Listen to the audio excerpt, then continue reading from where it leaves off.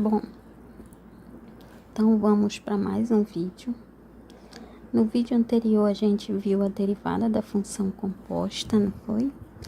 Agora a gente vai ver a derivada da função inversa.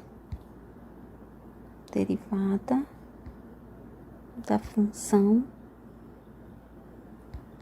inversa.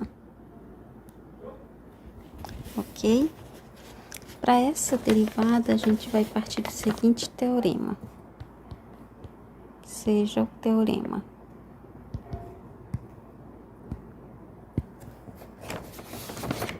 Seja y igual a f de x, uma função definida,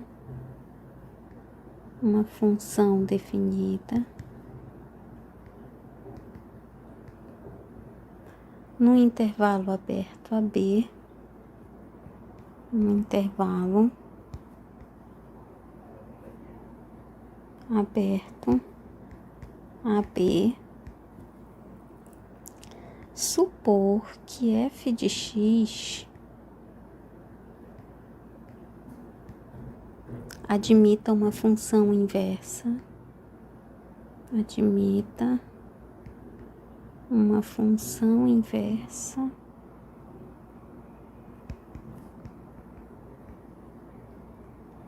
x igual a um g de y. E essa função inversa é contínua, tá? Se f' existir, se f'x existe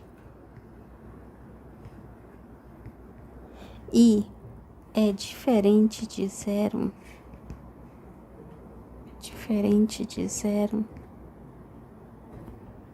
para qualquer x,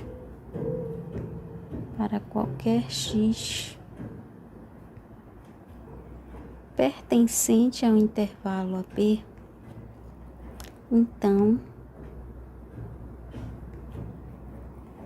G, que é a inversa, f é menos 1, né? É derivável. E vale G' y igual a 1 sobre f'x, ou 1 sobre f' de g de y, já que x é g de y. Como é que a gente vai ver isso graficamente? Lembrando lá da inversa de uma função. Então, vamos fazer o gráfico que tem aí no material, né? Então, vou fazer aqui do lado esse gráfico.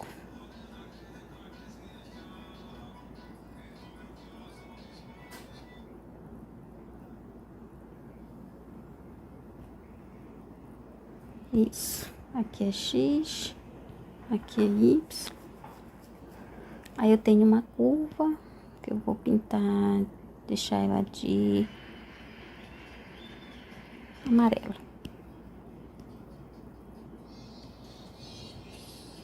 Tá aqui uma curva, tá? Nessa curva eu vou ter os pontos que eu vou marcar. Então, o primeiro ponto bem aqui, que é o do meu domínio, né? A, ela é definida em A e B. E vou marcar o B bem aqui. Tá aqui o ponto B. Em A, ela vai ter uma imagem, que é f de A. Aqui em B, ela vai ter outra imagem, né? Que é meu f de B. Eu vou pegar um ponto interno nessa curva, tá? Porque ele diz para todo x pertencente a e B, então um x qualquer. Tá aqui, ó. Ponto x. E eu vou ter aqui um y igual a um f de x. Eu vou apagar isso aqui e vou colocar mais aqui pro lado, para não atrapalhar a nossa visão aqui. Então, deixa eu tirar daqui e colocar. Então, G' Y vai ser igual a 1 sobre F' X, que é igual a 1 sobre F' de G de Y, né? Vou pegar um ponto, vou para variar esse X, né? Para uma posição delta X aqui, ó. Então, aqui é um outro X. Então, daqui até aqui eu tenho delta X. Então, aqui é X mais delta X. Tá aqui esse outro ponto. E esse meu ponto é o F de X mais delta X, a imagem, né? Que é o meu Y mais delta Y também. Meu Y mais delta Y. Pronto, tô com os 4 pontos aí marcados. Bem aqui é o X, aqui é o X mais delta X. Aqui em X, eu tenho uma inversa, e essa inversa, vou marcar de rosa, bem aqui, ó. Bem aqui é meu G de Y, né? Vou marcar de rosa para não confundir. Então, aqui é meu G de Y, porque é inversa. E aqui, ó, em X mais delta X é meu G de Y mais delta Y. Ok? Lembrando que era a função inversa. Se eu tenho uma função f de x de a em b, toda vez eu coloco a setinha antes. Função direta e inversa, lembrando, né? Então, se eu tenho um f de a em b, a minha inversa f a menos 1 vai ser de b em a. Então, se eu tenho na direta de x em y, né? Aqui é de x em y, então na inversa vai ser de y em x, né? Então, de y em x. Então, aqui era na direta de x em y, na inversa de y em x. Então, tá aqui. Só para relembrar lá a definição de inversa. Então, essa aí, a gente vai precisar desse gráfico para poder provar aí a nossa derivada da função inversa.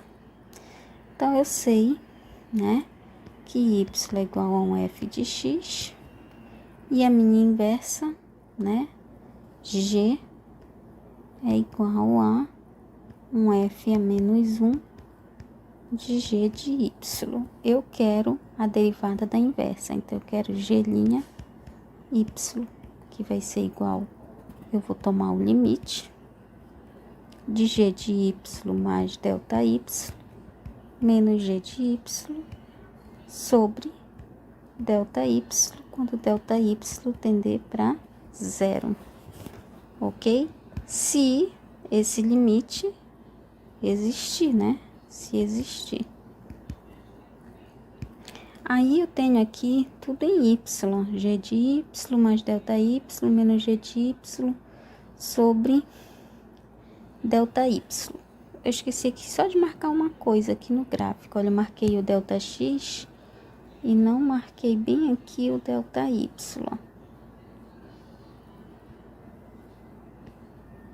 Delta y, tá bom? Marquei o delta x e não marquei o delta y.